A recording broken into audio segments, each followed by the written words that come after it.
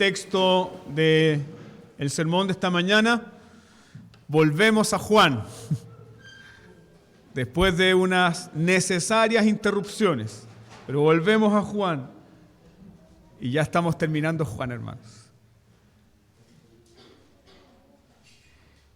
¿Y qué tiene para decirnos Juan? Juan es puro amor, hermanos. De repente saca su garrote, pero es un garrote amoroso. Pero Juan es puro amor. Y el título de este sermón es Seguridad y Oración. Seguridad y oración. Y obviamente está conectado con el sermón en el cual estuvimos desarrollando juntos la forma en que Juan escribió toda esta epístola para dar plena seguridad y certeza a sus hermanos.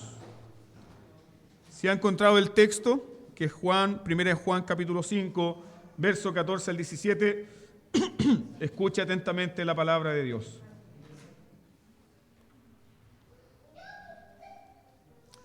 Y esta es la confianza que tenemos en Él,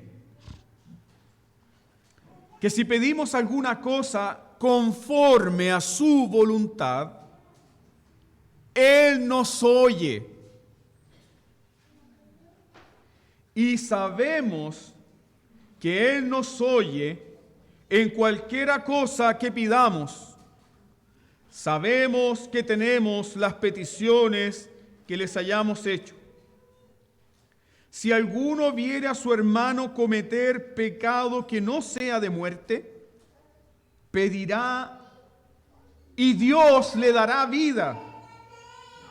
Esto es para los que cometen pecado que no sea de muerte. Hay pecado de muerte por el cual yo no digo que se pida. Amén. Juan entonces escribió su epístola. ¿Con qué fin? ¿Con qué propósito Juan escribe toda esta carta, toda esta epístola? Juan escribe toda esta carta, toda esta epístola, para dar completa seguridad a los creyentes. Toda una epístola escrita para dar seguridad de salvación. Y ya vemos que la seguridad de la salvación no es un asunto de los calvinistas o de la teología reformada. La seguridad de la salvación es una doctrina profundamente bíblica. Tienes todo un libro completo que habla de la seguridad de la salvación. Y Juan escribe para que los creyentes tengan completa seguridad. ¿Quiénes son estos creyentes? Lo vimos en el desarrollo de toda la epístola. Estos creyentes pueden tener completa seguridad. Son aquellos que obedecen la palabra de Dios. Son aquellos que confiesan sus pecados. Son aquellos que aman a Dios y a sus hermanos. Son aquellos que andan en la luz. Estos creyentes que tienen completa seguridad son hombres y mujeres que dan evidencias ¿de qué? De que han nacido de nuevo. Estos hombres y mujeres pueden tener completa seguridad y la certeza de que pertenecen ¿a quién? Pertenecen a Dios y son miembros de la familia de Dios. Ahora, pregúntate esto. Si pertenecen a Dios y si son miembros de la familia de Dios, ¿qué derechos y privilegios tienen?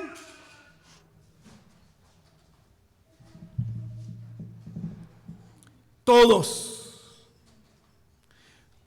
los derechos y privilegios que tiene un hijo. Todos los derechos y privilegios que tienen los hijos que permanecen y que son y que pertenecen a la familia de Dios. Y uno de estos privilegios es tener seguridad. ¿De qué? De que el Dios Todopoderoso oye tus oraciones. Qué gran privilegio es ese. Qué gran privilegio es ese, amados hermanos, de que el Dios Todopoderoso escuchará, responderá sus oraciones. Miren por favor la conexión del versículo 13 con este versículo 14. El versículo 13 nos habla de la seguridad de la vida eterna. Y esta seguridad de la vida eterna, ¿qué seguridad te da? Te da seguridad de que puedes presentarte delante de Dios directamente y con confianza, porque Dios escucha ¿qué? Tus oraciones. Ahora quedémonos con esto para meditar y orar, para pedir la bendición de su palabra. Pero recuerden lo que Jesús dijo en la multiplicación de los panes y los peces.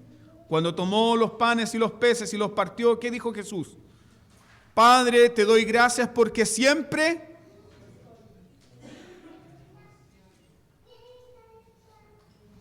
¿tú puedes decir lo mismo? ¿No entendió, no? Padre, te doy gracias porque siempre... ¿Entiende la confianza que tienen los hijos de Dios? Puedes venir delante de Dios y decir, Padre, te doy gracias porque siempre me oyes.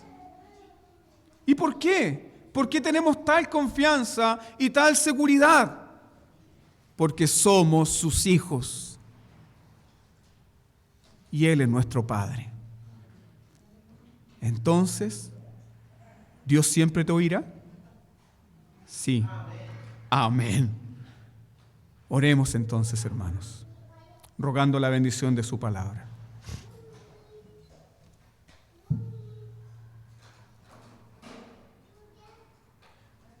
Señor,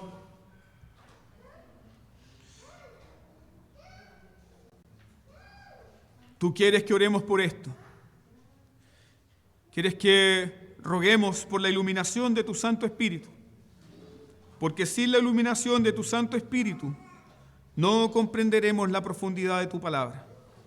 No seremos edificados y alimentados completamente. Por eso, Señor, oramos en esta mañana, pedimos como tus hijos. Danos, Señor, tu bendición. Sacia nuestros corazones, transforma nuestras mentes. Empodera nuestras voluntades para servirte a ti. Llénanos de tu Espíritu Santo. Llénanos de confianza, Señor. Llénanos de denuedo, Señor, para hablar tu palabra y para oír tu palabra. Somete nuestros corazones a ti. Oh, Señor, y haz que tu palabra poderosa transforme nuestras vidas. Traiga vida, Señor, renovación y restauración. Señor, que no perdamos el tiempo. Que nuestras mentes, Señor, no divaguen.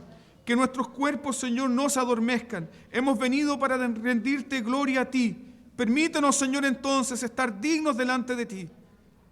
Señor, que verdaderamente estemos en un solo espíritu, adorando y bendiciendo tu nombre en esta mañana. Y rogamos, Señor, tu bendición sobre tu palabra. En el nombre de tu amado Hijo Jesús. Amén. Verso 14, lo primero que Juan nos dice es lo siguiente. Y esta es la confianza. Esta es la confianza que tenemos en Él. ¿Cuál confianza? Dios nos oye. Dios nos oye. Esa es la gloria más grande del cristianismo. Que el cristiano, el hijo y la hija de Dios, no le ora a una deidad descuidada, alejada y alienada de su existencia. El cristiano le ora a un Padre que le oye. Puedes tener completa convicción y seguridad de que cuando doblas tus rodillas, Dios te está escuchando. Siempre. Dios te está escuchando. Incluso aquellas oraciones que son hechas en medio de llantos, en medio de desvelos, en medio de cansancios, o manejando un vehículo, o trabajando, o detrás de un computador. Cuando es un corazón sincero que se derrama delante de Dios y en confianza en la relación que Dios nos da, debes tener la certeza de que Dios te escucha. Y esta es la confianza que tenemos en Él. ¿Cuál confianza, amados hermanos? ¿Cuál confianza? La misma confianza que Juan ya ha relatado o narrado en toda su epístola. Vaya por favor a 1 Juan capítulo 2, versículo 28. ¿Cuál confianza?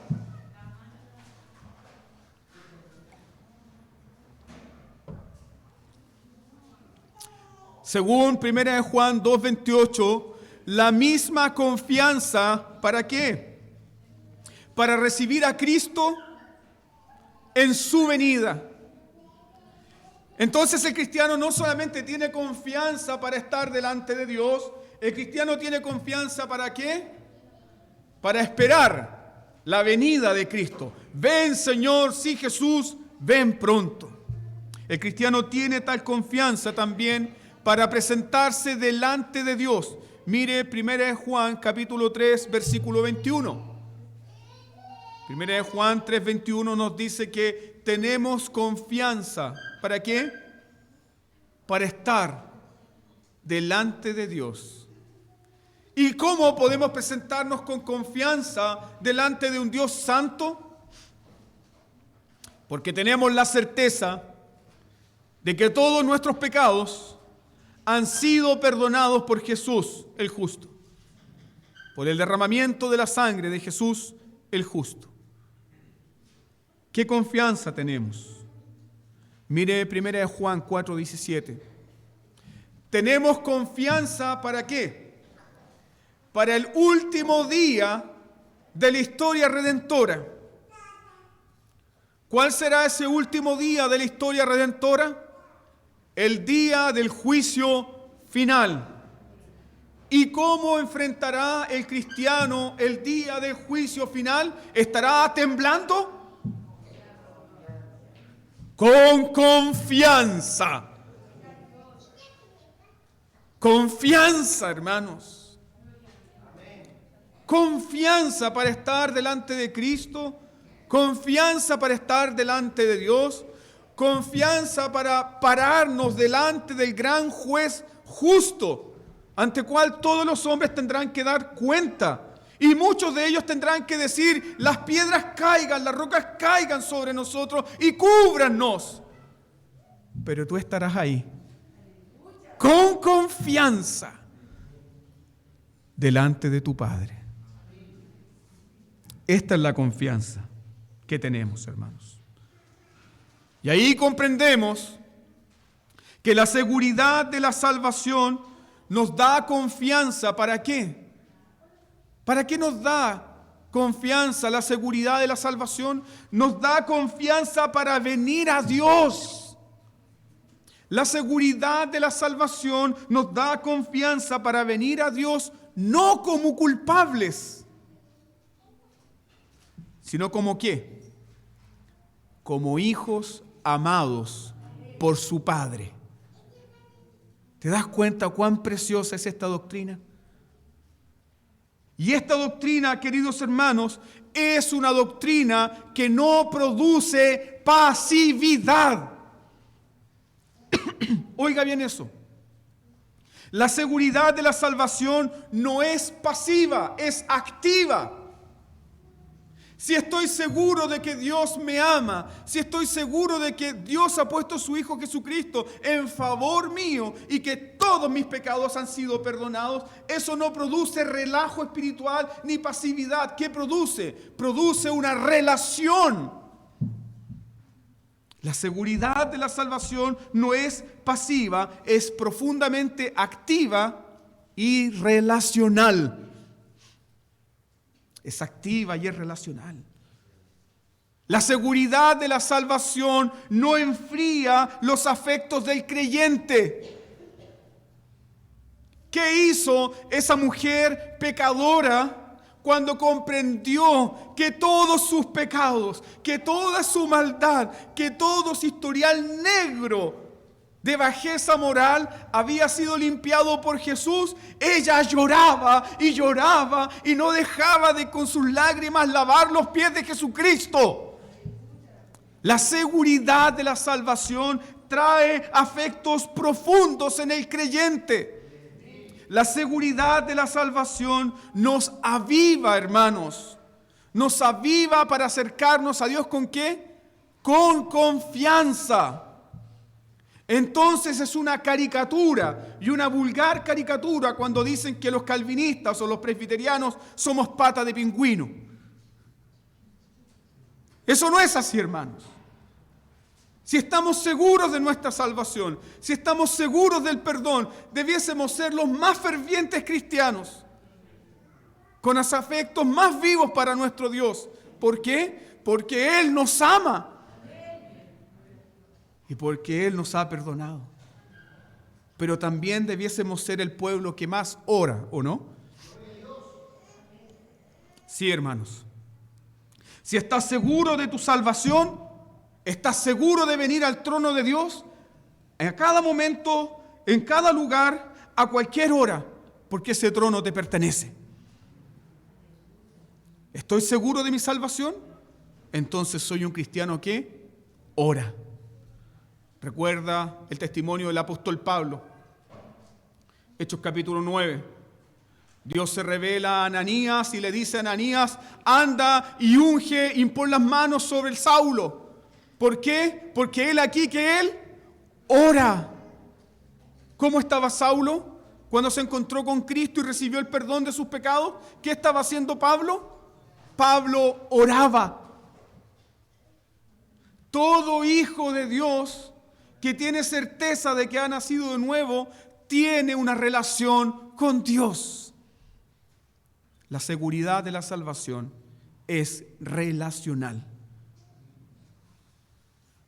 Es relacional, hermanos.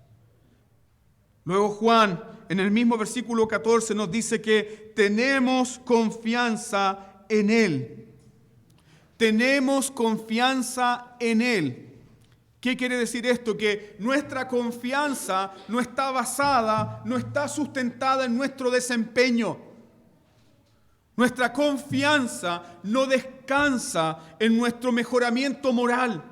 Nuestra confianza ni siquiera descansa, queridos hermanos, en nuestro desarrollo espiritual. Nuestra confianza descansa en la autorrevelación de Dios. Recuerden lo que Juan ha enseñado respecto de Dios en esta epístola. Lo primero que Juan nos enseñó de Dios, ¿qué es? Primera de Juan, capítulo 1, verso 4. Dios es luz. Dios es luz y ninguna tiniebla hay en Él. Eso es lo primero que Juan nos dijo respecto de Dios. Dios es luz. ¿Qué más nos enseñó Juan respecto de Dios? Dios es amor. Alabado sea Dios. Dios es luz. Oh, tengo terror de acercarme a la luz, porque voy a ser completamente descubierto. Recuerden ese sermón. ¿Qué pasa con los gusanos de tierra cuando son expuestos a la luz? Se retuercen. Pero el cristiano, cuando se acerca a la luz, no se retuerce, porque se acerca a la luz de un Dios que le ama y que con la propia sangre de su Hijo perdonó todos sus pecados.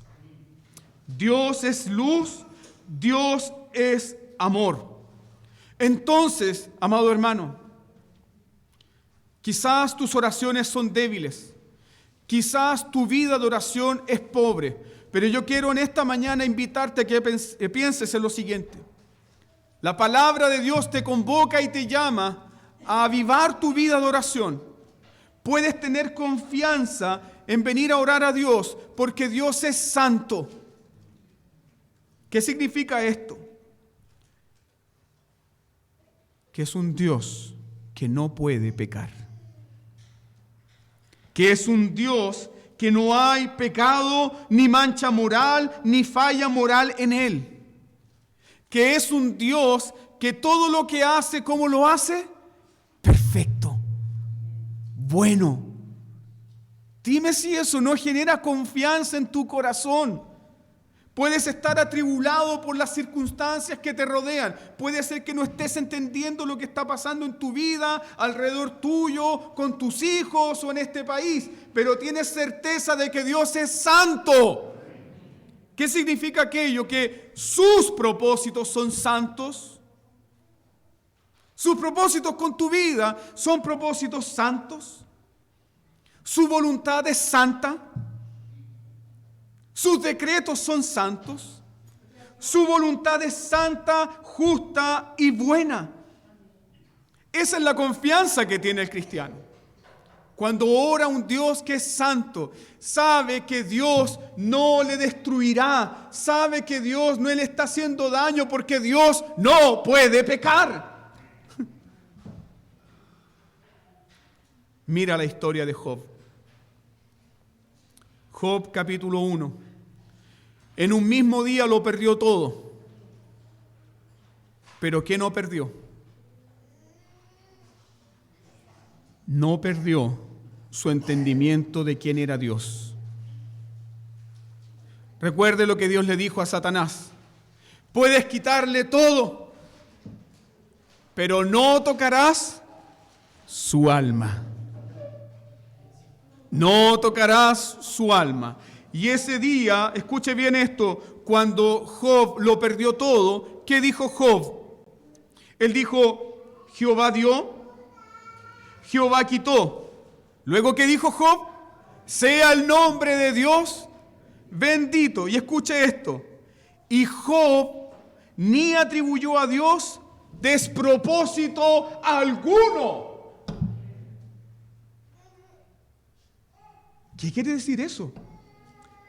Dios está haciendo su perfecta y santa voluntad en mi vida. Yo no lo entiendo en el dolor, no comprendo lo que ha sucedido, no tengo todas las respuestas, pero sí tengo la certeza de que en Dios no hay despropósito alguno.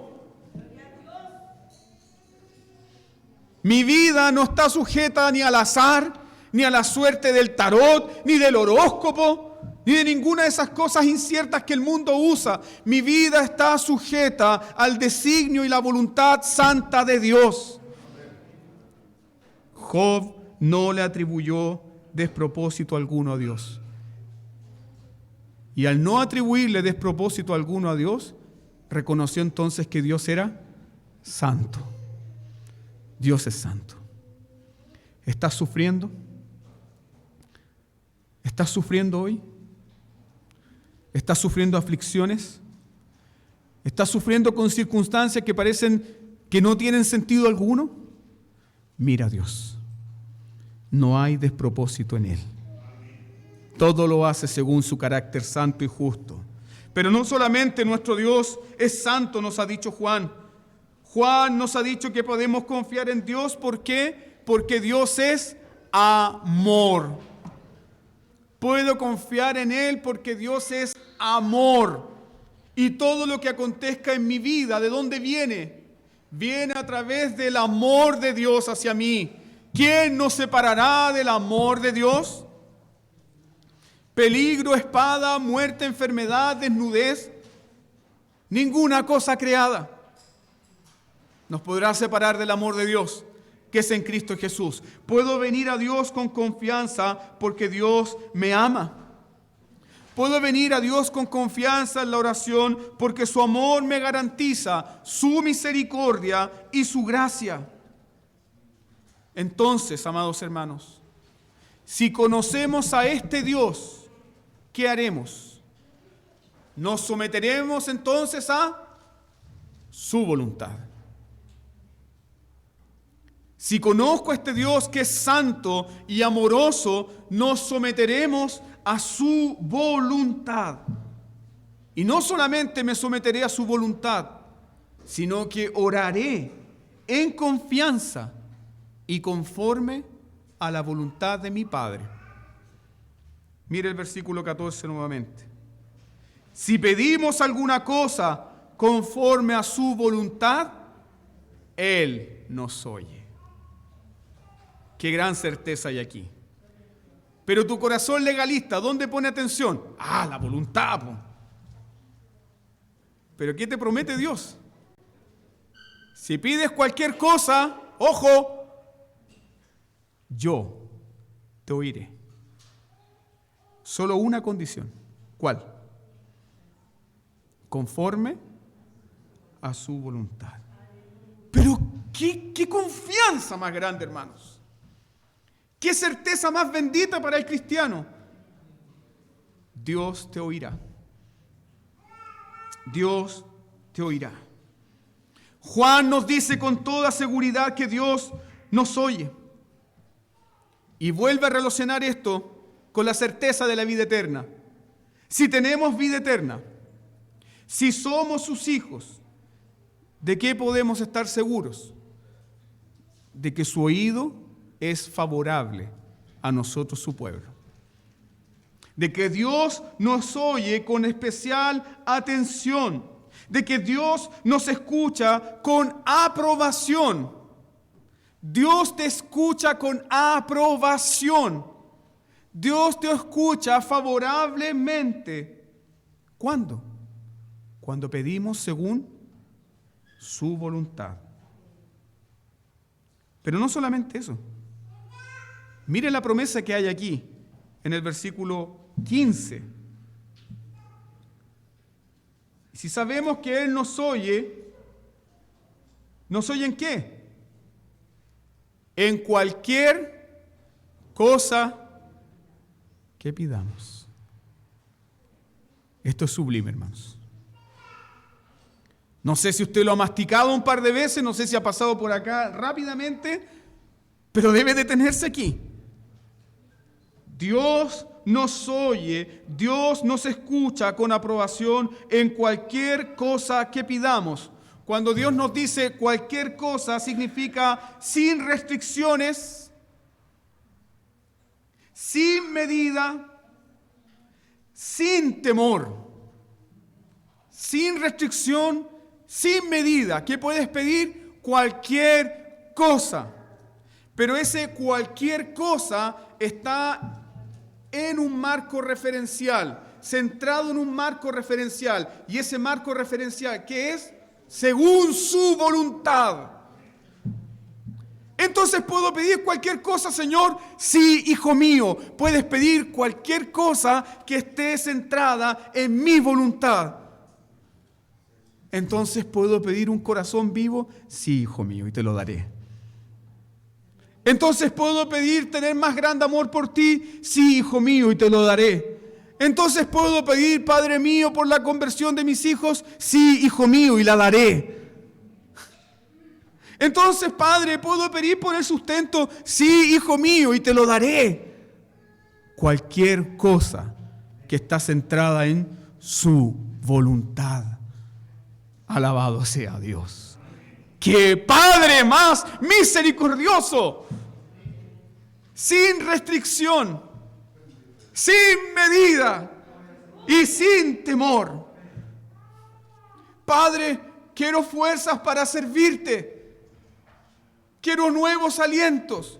Quiero una mente sana para servirte. Sí, hijo mío, y te la daré sin medida y sin restricción. ¿Por qué? Porque esa petición está centrada en su voluntad. ¿Saben quién se agarró de este texto con dientes y muelas? Martín Lutero. Y todos saben que Lutero tenía un carácter bien especial, muy especial. Si no me cree, lea usted las charlas de sobremesa. Busque ahí en Google charlas de sobremesa de Martín Lutero y se va a encontrar con algunas anécdotas que, uy. Él era muy auténtico y a veces su autenticidad dejaba espantado a medio mundo. Pero cuando le informaron a Lutero que su mejor amigo, Francisco Maconius, estaba listo para morir, esto sucedió en el año 1530, Francisco Maconius estaba listo para morir. Lutero estaba lejos y le envió una carta. Y en esa carta decía: yo te protesto en el nombre de Dios de que no te mueras. Y yo demando a Dios para que no quite tu vida, porque Dios sabe que me eres muy útil en el avance de la reforma. Y yo demando a Dios para que te dé vida y te levantes de esa cama. Le escribí. Y luego añadió: y pido esto confiadamente, porque sé que estoy pidiendo según la voluntad de Dios, porque la voluntad de Dios es que su palabra corra y sea glorificada. Atentamente, Martín Lutero. ¿Qué ocurrió? Francisco Maconius se sanó y vivió 6 años para trabajar con su amigo. ¿Por qué no oramos? ¿Por qué somos tan débiles en la oración? Porque hemos olvidado quién es Dios. Nuestro concepto de Dios es así, hermanos, pequeño, pobre, vergonzoso. Vergonzoso.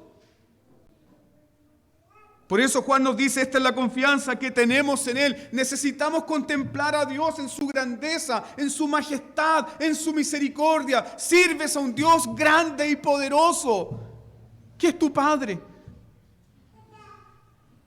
Si pedimos alguna cosa conforme a su voluntad, Él nos oye. Entonces el creyente puede tener seguridad y confianza cuando ora conforme a la voluntad de Dios. Y aquí se nos enseña algo práctico.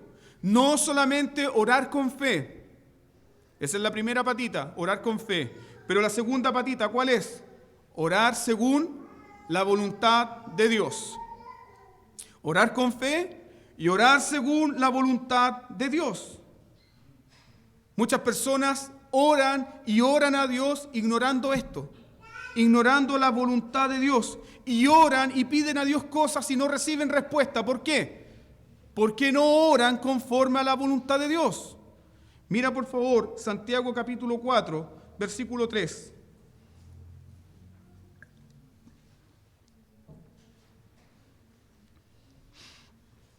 Muchas personas oran, piden y no reciben porque están orando no sujetos a la voluntad de Dios. Santiago 4:3 dice: piden y no reciben porque piden mal para gastar en sus deleites. Entonces, muchas personas no reciben respuestas a sus oraciones. ¿Por qué? Porque usan la oración para controlar a Dios. Usan la oración para manipular a Dios. Usan la oración para que Dios se doblegue a sus deleites. Usan a Dios para que Dios se doblegue a sus codicias. Y Dios nunca contestará esas oraciones. Porque la oración no es para manipular a Dios. La oración no es para cambiar a Dios. La oración es para someternos a su voluntad. La oración es para que nuestros corazones se sujeten a la voluntad de Dios. Entonces, toda verdadera oración siempre debe estar llena de lo siguiente: hágase tu voluntad. ¿Quién enseñó eso? Jesús. Cuando sus discípulos le pidieron: Señor, enséñanos. ¿Les llama la atención eso? Los discípulos no dijeron: Señor, enséñanos a predicar. Señor, enséñanos a hacer estudios bíblicos. Señor, enséñanos a orar. Enséñanos a orar. Y Jesús les dijo: deben orar así. Y deben orar para que la voluntad de Dios sea hecha. Ese fue el modelo de oración que Jesús entregó, pero también fue el modelo que Jesús aplicó a su propia vida.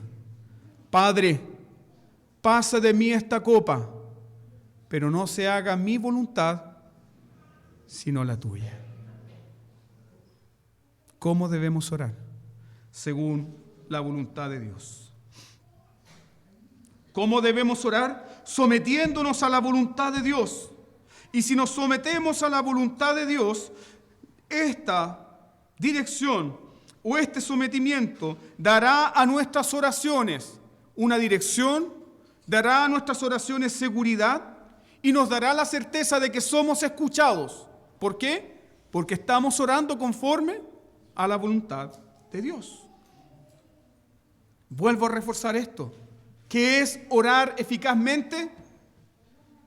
¿Es tener una oración llena de emociones y de sentimientos? No. Orar eficazmente es orar según la voluntad de Dios.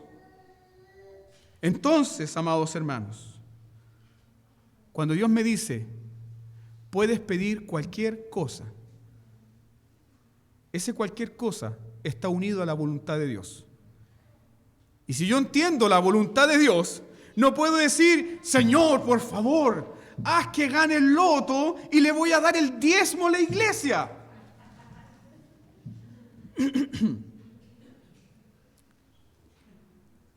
¿Cuántos de nosotros hemos pensado así? La verdad. Oh, si me ganara el quino. Señor, te doy el 10% al tiro. ¿Dónde firmo? ¿Por qué no puedes orar así? ¿Por qué no puedes orar, oh Señor, haz que me gane el loto y le voy a dar un buen diezmo a la iglesia? ¿Por qué no puedes orar así? Porque Dios ya ha revelado su voluntad. ¿Y cuál es su voluntad con respecto a nuestra vida? Que dependamos de Él, que confiemos en Él, que estemos contentos. ¿Con qué cosa? Que estemos contentos, dice el apóstol Pablo en 1 Timoteo 6, 8, que tenemos contentamiento cuando tenemos sustento y abrigo. Entonces yo debo orar conforme a la voluntad de Dios, y orar conforme a la voluntad de Dios es no codiciar, estar contento con mi situación actual, descansar en mi Padre, que mi Padre me proveerá de todo lo que yo necesito, para mí y para mis hijos. Debo estar contento. La voluntad de Dios es que yo esté contento con la provisión de mi Padre celestial. Entonces, hermanos amados, si somos ignorantes de la voluntad de Dios, muchas veces nuestras oraciones, en lugar de ser oraciones reverentes y que glorifican a Dios, serán burlas. ¿Lo entiende? Es una burla orar en contra de la voluntad de Dios. Es burlarnos de Dios. Yo no puedo orar, o una joven no puede orar, pastor, ore por mí para que Dios me dé su aprobación y me muestre su voluntad si debo seguir con este hombre incrédulo. Nadie puede orar semejante cosa. No pueden orar así, porque Dios ya ha revelado su voluntad. ¿Cuál es su voluntad? No se unan en yugo desigual.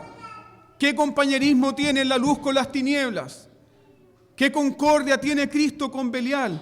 ¿Qué unión hay entre el creyente y el incrédulo? Ninguna. Pero cuando somos ignorantes de la voluntad de Dios, oramos cualquier disparate, hermanos. Cualquier cosa sale de nuestros labios. Y en lugar de estar orando al Dios Todopoderoso, le estamos orando a un ídolo. Y por eso no tiene respuesta, porque el ídolo no responde. El ídolo no responde. Debemos también orar conforme a la voluntad de Dios al someternos a su palabra y también al mortificar nuestros pecados. Escuche bien esto, no tiene sentido alguno orar por aquello que no estás dispuesto a renunciar. No tiene sentido orar por aquello al cual no estás dispuesto a renunciar. ¿Por qué? Porque la oración, escuche bien esto, la oración no es un sustituto de la obediencia. Dios quiere que tú obedezcas. Y Dios quiere que tú pidas poder y gracia para obedecer. pero la oración nunca será un sustituto de la obediencia. Y esa es la causa por la cual muchas personas no mortifican el pecado. Entienda esto. Muchos cristianos que se sientan domingo a domingo no crecen espiritualmente porque no quieren mortificar el pecado, porque son esclavos del pecado, y en lugar de orar por la voluntad de Dios en sus vidas, están orando ¿para qué? Para que Dios les libre de las consecuencias de su propio pecado.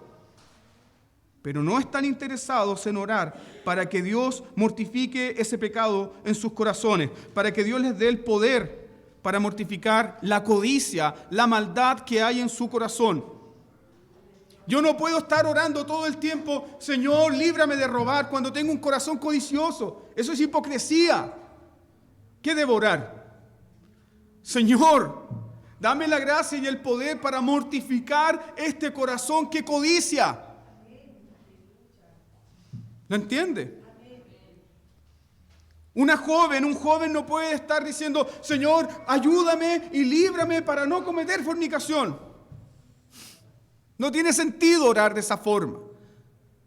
Debe mortificar el corazón. Señor, dame gracia y poder para tener un corazón puro. Dame gracia y poder para santificarte en mi corazón. Dame gracia y poder para luchar contra la codicia que hay en mi corazón. Tampoco podemos orar, Señor, líbrame del adulterio, cuando en el corazón estoy lleno de codicia y maldad. Debo entonces mortificar el corazón y debo orar a Dios según su voluntad. ¿Cuál es la voluntad de Dios? Claro, 1 Tesalonicenses capítulo 4. Apártense de fornicación. La voluntad de Dios es clara, ¿no? ¿Necesito un diccionario griego para entender eso? La voluntad de Dios es clara. La voluntad de Dios es clara, estar contento con lo que tenemos. ¿Necesito algo especial para comprenderlo? ¿Pero qué necesito? La gracia de Dios y el poder de Dios para que mi corazón se someta ¿a qué? A la voluntad revelada de Dios. Cuando un hombre está luchando contra el pecado, cuando un hombre está luchando contra una codicia en particular en su corazón, no debe orar por los efectos del pecado. Eso es hipocresía. Debe orar ¿por qué? Para arrepentimiento, por contrición y por tener un corazón tierno y someterse a la voluntad de Dios. Vamos comprendiendo, hermanos, entonces que la oración no es tratar de conseguir lo que nosotros queremos. La oración es recibir lo que Dios quiere para nosotros. Y en ese sentido oramos según la voluntad de Dios. Dios quiere que oremos por qué cosas. Dios quiere que oremos por la conversión de nuestros hijos. Dios quiere que oremos por los enfermos de esta iglesia. Dios quiere que oremos por la extensión de su reino. Dios quiere que oremos por nuevos obreros. Amén. Dios quiere que oremos por estas cosas. Y si no oramos por estas cosas, ¿qué demostramos prácticamente? Que no nos queremos someter a la voluntad de Dios. Si no oramos por estas cosas, demostramos activamente que no confiamos en Dios. Cierro este punto diciendo lo siguiente, de que Dios no va a responder a nuestras codicias. Dios no va a responder a tu codicia ni a mi codicia. No, Dios no va a responder a nuestros deseos desordenados. ¿Pero qué va a responder Dios? Toda oración que se haga según su voluntad. Entonces, Padre mío, puedo orar diciendo, Señor, revélate a mi esposa incrédula. Señor, salva a mi familia. Sí, amén y 1000 veces amén. Podemos orar con esa confianza, hermanos. Podemos orar conforme a la voluntad de Dios, porque Dios promete que responderá a todas nuestras necesidades. ¿Cómo sabemos esto? Mira el verso 15. 2 veces se repite la palabra saber. 2 veces. Verso 15. ¿Qué sabemos? Número 1, sabemos que Él nos oye. Número 2, ¿qué más sabemos? Sabemos que tenemos las peticiones. Deténgase ahí. ¿Qué son las oraciones escuchadas, según Juan? Según Juan, las oraciones escuchadas por Dios son oraciones contestadas. Si tú oraste por algo según la voluntad de Dios, debe consolarse su corazón de ¿qué? Que Dios contestará.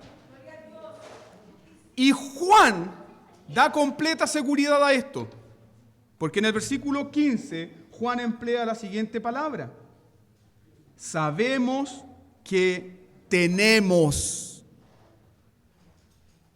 No dice será posible, a lo mejor, quizás, tal vez, o tendremos. Juan nos dice, tenemos. ¿Estás orando por la conversión de tus hijos? ¿Estás orando según la voluntad de Dios? ¿Qué dice Juan? ¿Qué te dice Juan en esta mañana preciosa? Sabemos que tenemos las peticiones que le hayamos hecho. Oraciones escuchadas son oraciones contestadas. Lo que le pedimos a Dios conforme a su voluntad, Dios lo hará. Entonces, ¿cuándo Dios ha comenzado a contestar nuestra oración? Del momento que la palabra salió de nuestro corazón según su voluntad. ¿Qué te ha dicho Dios? Amén. Así será. Porque estás orando según mi voluntad. ¿Puedes tener confianza? Juan quiere que tengas esta confianza. Juan ya nos ha enseñado en término particular que nuestras oraciones no deben contradecir la voluntad de Dios, ¿cierto? Y vuelve a reforzar esto Juan, pero como una enseñanza para toda la iglesia. Aquí Juan va de lo particular a lo general. Mira el versículo 16. Si alguno viere a su hermano cometer pecado que no sea de muerte, ¿qué debe hacer? No, el hermano malo. No nos juntemos con ese hermano. Ese hermano es pecador. ¿Qué debe hacer? Dice Juan. Pedirá y Dios les dará vida. Esto es para los que cometen pecado que no sea de muerte. Hay pecado de muerte por el cual yo no digo que se pida. Aquí Juan está dando una enseñanza general para toda la iglesia.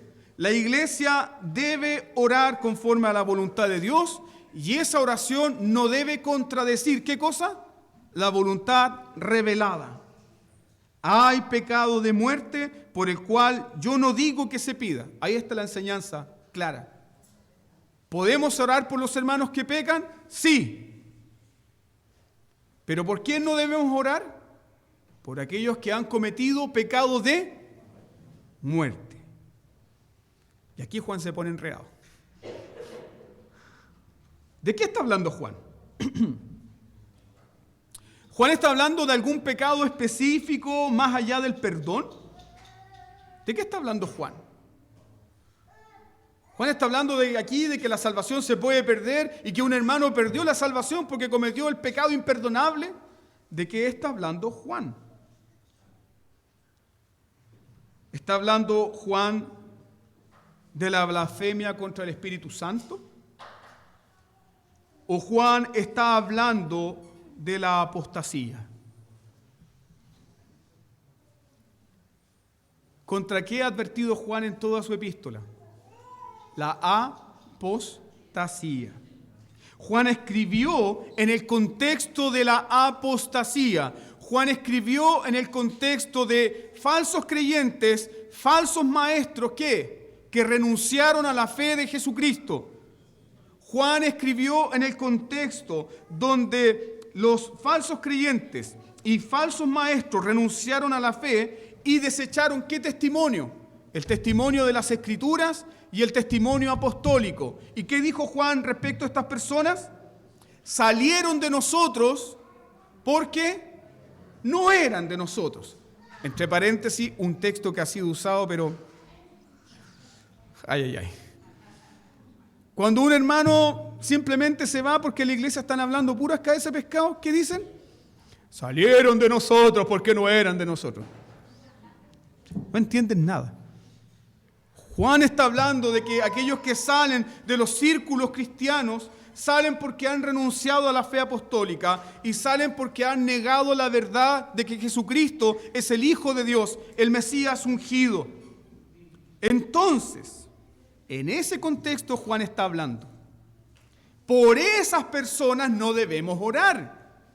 No debemos orar ¿por quiénes? Por los que han renunciado. ¿A quién? A Jesús. Por los que abiertamente han blasfemado el nombre de Jesús. Por aquellos que han negado abiertamente la fe. Por esas personas no debemos orar.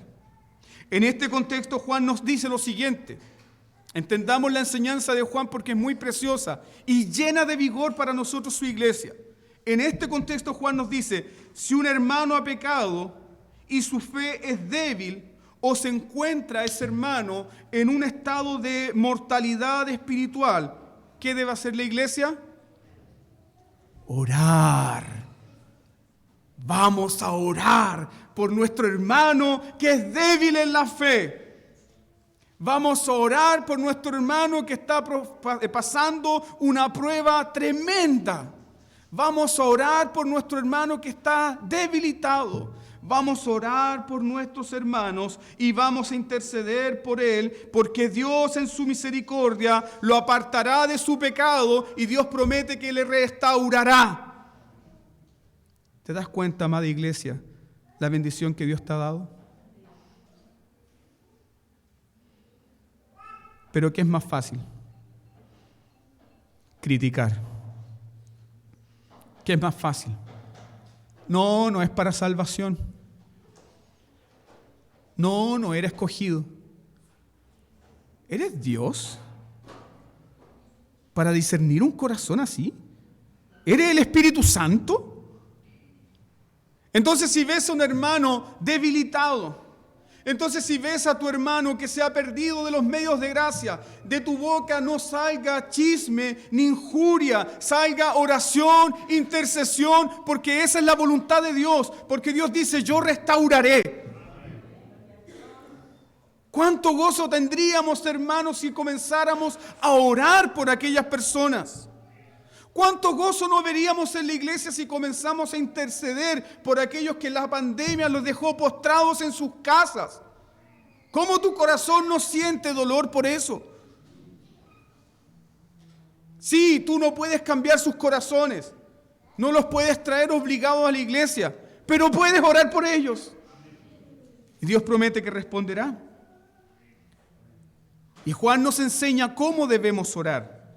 Juan nos dice que no podemos orar por aquellos que han renunciado públicamente a Cristo.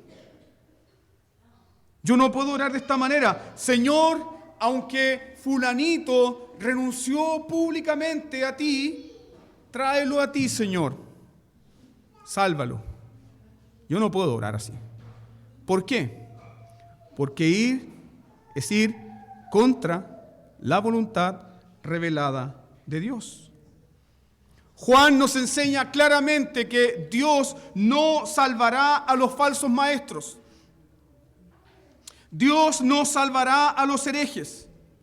Y Dios no salvará a los apóstatas ni a los falsos creyentes. ¿Nos parece chocante esta enseñanza? ¿Te choca? ¿Te resistes? Nos puede chocar, nos podemos resistir a esta enseñanza, pero debemos someternos a la voluntad de Dios. Hay un pecado que lleva a la muerte. ¿Cuál es ese pecado? Los evangélicos se obsesionan con los pecados de inmoralidad, adulterio, fornicación. Eso no es el pecado de muerte. Eso no es el pecado de muerte. No, que la hermana se embarazó y no estaba casada. Eso no es el pecado de muerte. No es el pecado de muerte. ¿Cuál es el pecado de muerte por el cual no debemos orar? El pecado de muerte es el rechazo público de Jesús como el Hijo de Dios, el Cristo. El pecado que habían cometido en la carta a Juan. ¿Quiénes cometieron ese pecado?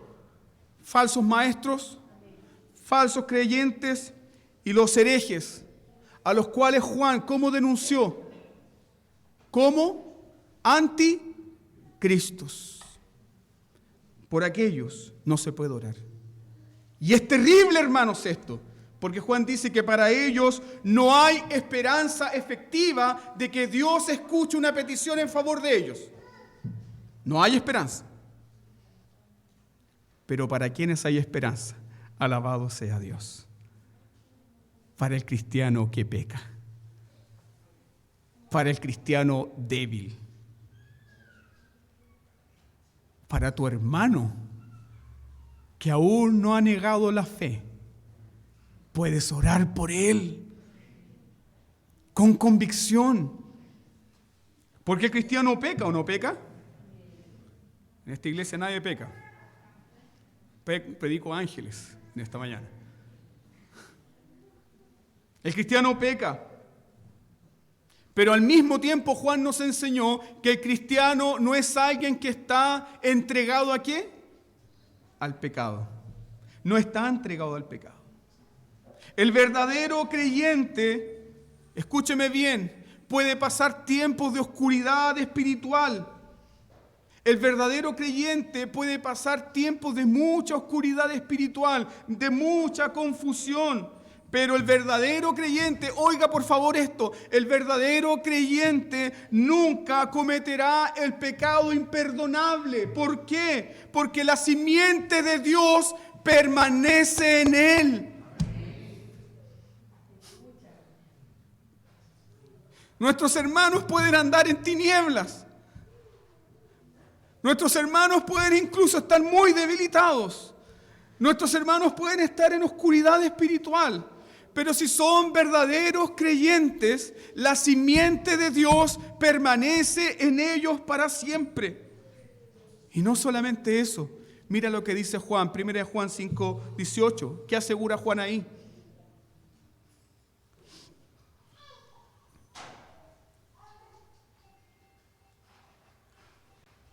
Pues aquel que fue engendrado por Dios le guarda y el maligno no le toca. El maligno no le toca. O sea, pastor, yo puedo orar por mi hermano que no ha venido hace tiempo a la iglesia, pero que aún no ha negado al Señor y que está pasando por un momento difícil, está viviendo en oscuridad espiritual, no quiere saber de nadie, pero yo puedo orar por él. Sí, amén y 1000 veces amén, tenemos que orar por él. Orar. No chismear, no criticar, no juzgar. Orar.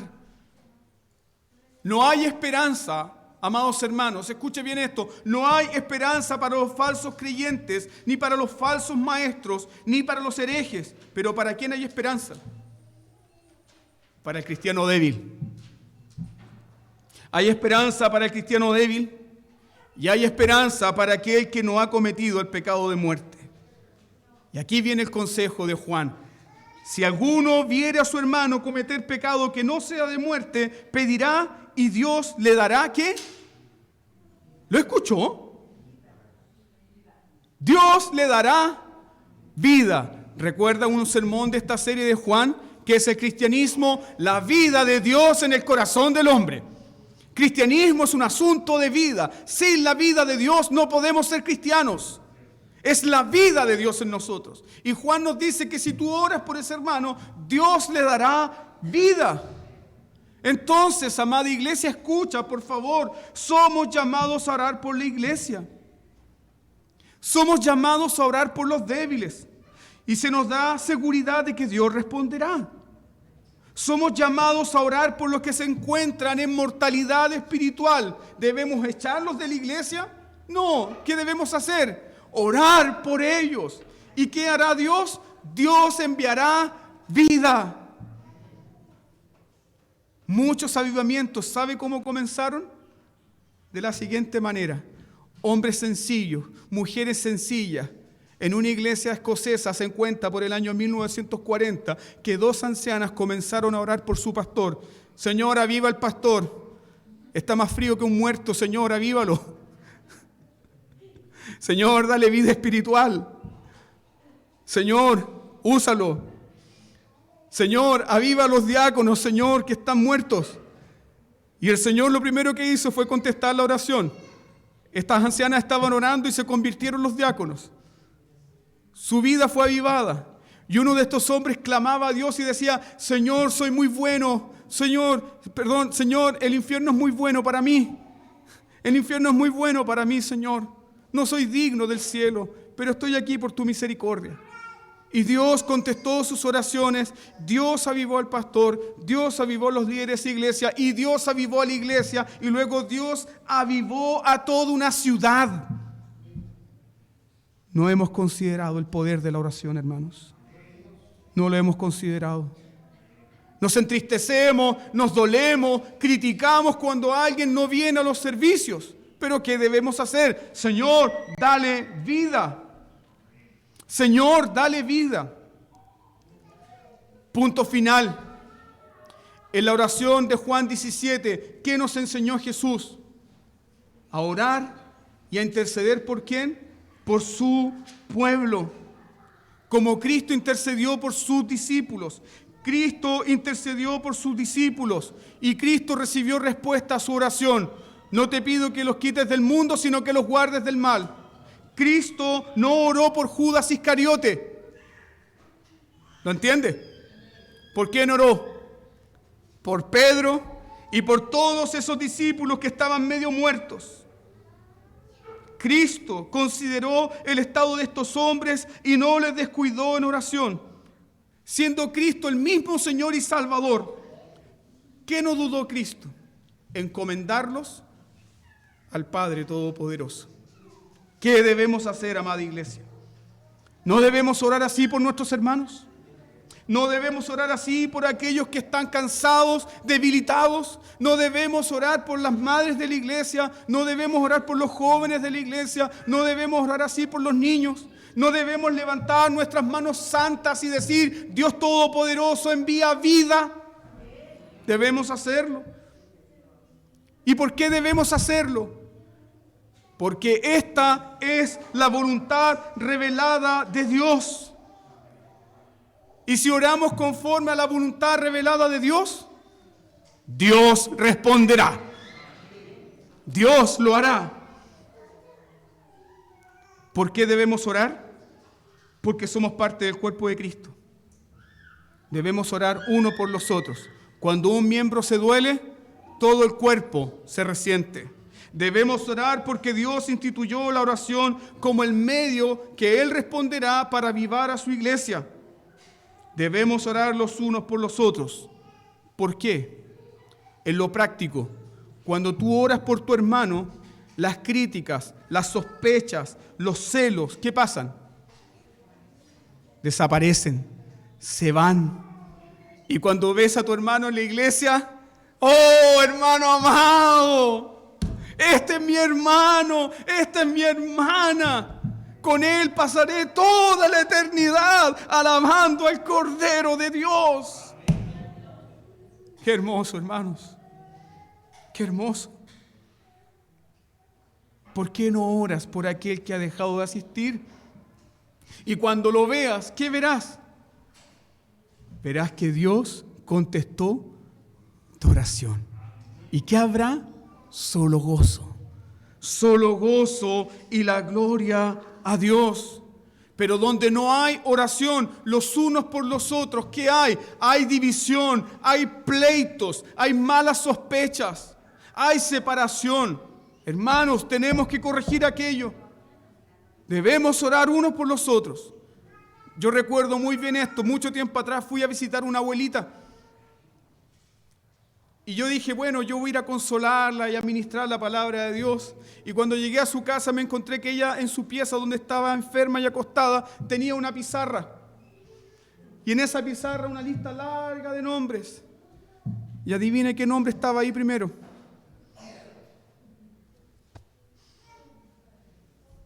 Estaba mi nombre.